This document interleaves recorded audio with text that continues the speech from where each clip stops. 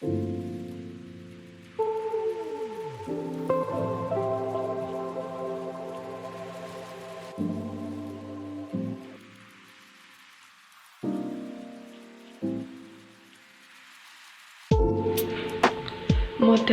manajemen konflik.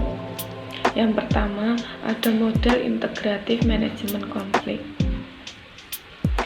Model konflik berguna untuk meningkatkan pemahaman terhadap masalah-masalah yang muncul dalam setiap aktivitas pekerjaan.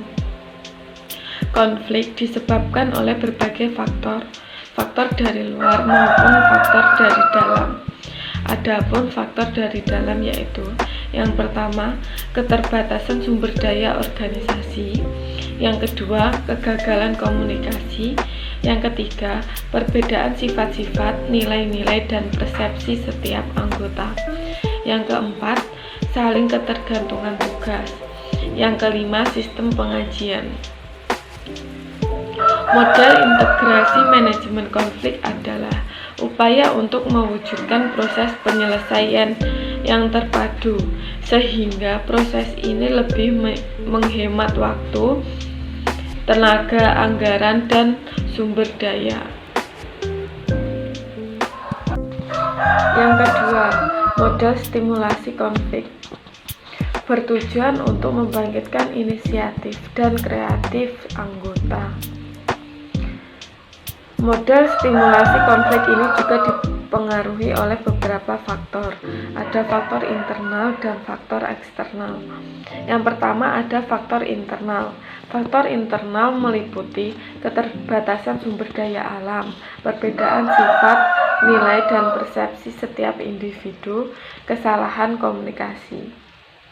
Faktor eksternalnya meliputi adanya perkembangan iptek, peningkatan kebutuhan masyarakat, kebijakan pemerintah, persaingan semakin ketat, serta keadaan ekonomi masyarakat.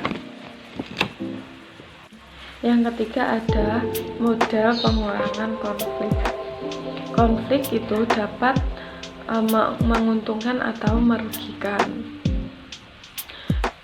Model pengurangan konflik ini digunakan apabila terjadi kegagalan dalam manajemen konflik yang dapat menghambat pencapaian tujuan organisasi. Yang keempat, model manajemen konflik inovator. Model ini didasari oleh pemikiran bahwa konflik merupakan peristiwa yang tidak dapat dihindari dalam aktivitas pencapaian tujuan. Yang kelima ada prosedur implementasi model manajemen konflik.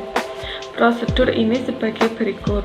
Yang pertama ada model asumsi, dua proses manajemen konflik, yang ketiga ada kriteria penghasilan.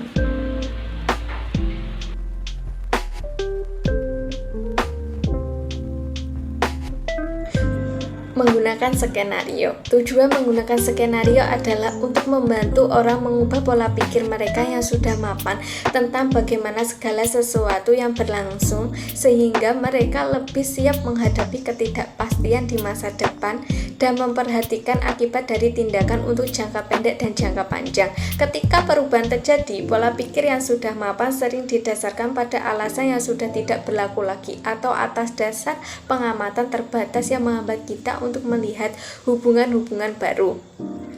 Hambatan psikologis juga mempengaruhi kemampuan kita untuk berpikir secara rasional dan mengantisipasi masa depan. Skenario memperkenalkan kemungkinan hipotesis yang memacu imajinasi kita untuk mengatasi kecenderungan dan membantu kita untuk berpikir lebih bebas tentang sesuatu. Cara berpikir ini mengandalkan kekuatan penjelasan yang menunjukkan interaksi-interaksi yang baru. Apabila skenario digunakan untuk mengembangkan suatu sistem yang di dalamnya terdapat lebih dari satu kemungkinan masa depan yang berbeda, maka akan terbuka kemungkinan untuk berpikir lebih kreatif dan memperoleh pemahaman yang lebih kritis. Dengan membandingkan berbagai alternatif, skenario juga dapat merangsang interaksi antar kelompok yang berbeda. Kita Kita juga perlu memilih pendekatan skenario yang sesuai dengan tujuan kita. Ada 4 tipe skenario. Yang pertama yaitu visi, suatu misi tentang masa depan yang diinginkan atau yang ideal. Yang kedua yaitu proyeksi, perkiraan seakurat mungkin tentang apa yang akan terjadi. Yang ketiga yaitu jalur, penentuan bagaimana kita bisa beranjak dari keadaan sekarang ke masa depan dengan membandingkan keadaan sekarang dengan skenario masa depan yang diinginkan oleh visi tadi. Yang keempat yaitu alternatif, perbandingan antara berbagai pilihan melalui beberapa skenario dari tipe visi, proyeksi, atau jalur.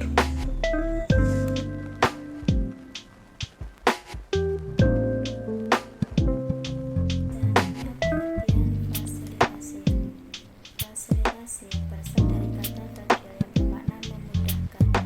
Teknik fasilitasi berarti cara untuk membuat mudah suatu proses. Orang yang melakukan fasilitasi disebut sebagai fasilitator. Fasilitator adalah orang yang bertugas mengelola proses dialog. Fasilitator ada untuk mendukung kegiatan belajar agar peserta bisa mencapai tujuan belajarnya. Fasilitator ini mendorong peserta untuk percaya diri dan dalam menyampaikan pengalaman dan pemikirannya, mengajak peserta dominan untuk mendengarkan. Tugas fasilitator ini adalah merencanakan, membimbing, dan mengelola kelompok atau kelas dalam suatu acara serta memastikan tujuan tercapai secara efektif dengan partisipasi peserta yang memadai. Fasilitator memperkenalkan teknik-teknik komunikasi untuk mendorong partisipasi. Fasilitator ini juga menggunakan media yang cocok dengan kebutuhan peserta dan membantu proses belajar atau komunikasi menjadi lebih efektif.